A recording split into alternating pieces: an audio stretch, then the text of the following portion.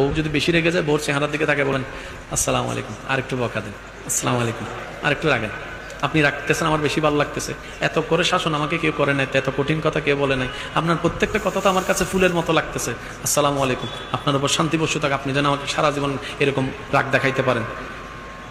দেখবেন আপনার বউ মুস্কি হেসে দিয়েছে। মুস্কি হাসার সাথে সাথে সব রাগ। আর যারা স্বামীরা আছেন, অনুরোধ করে বলি, স্ত্রীদেরকে খুশি করা আহামরি বেশি কিছু না। ওনাকে যে হীরার আংটি গয়না দিতে হবে বিষয়টা তা নয়। আপনার সামর্থ্য অনুযায়ী যখনই যাবেন, মাঝে মধ্যে হোক, একটা 2 টাকার চকলেট নিয়ে যান।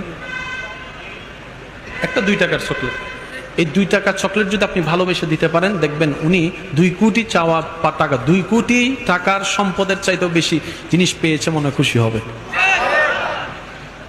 স্বামীরা ইনশাল্লাহ কাজটা করতে পারবে। এমনি 10 বছর বাঁচা, প্রেম নিয়ে 1 বছর বাঁচা, সুবহানাল্লাহ বলে না? 1000টা নিঃশ্বাস নেওয়ার চাইতে প্রাণ ভরে একটা নিঃশ্বাস নিয়ে বাঁচেন, এটাই আপনার 1000 বছরের বাঁচা হয়ে যাবে। কথা বলেন ঠিক কিনা? সূরা ফাতিহা আলহামদু, আলিফ লাম হা মিম দাল, আলহামদু লিল্লাহি রাব্বিল আলামিন, সমস্ত প্রশংসা সে রবের জন্য